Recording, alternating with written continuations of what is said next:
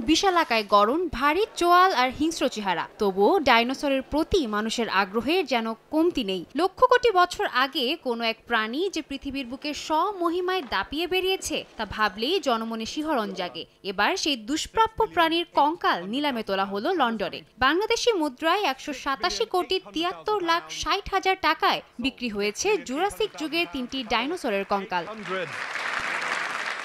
কঙ্কাল তিনটির মধ্যে ২টি অ্যালোসরাস এবং একটি স্টেগোসরাস জাতের। এক জোড়া অ্যালোসরাস $১,৩০,০০,০০০ এবং স্টেগোসরাস $৫৪,০০,০০০ বিক্রি হয়েছে। কঙ্কাল তিনটি মিলেছে যুক্তরাষ্ট্রের ওয়াইওমিংয়ে।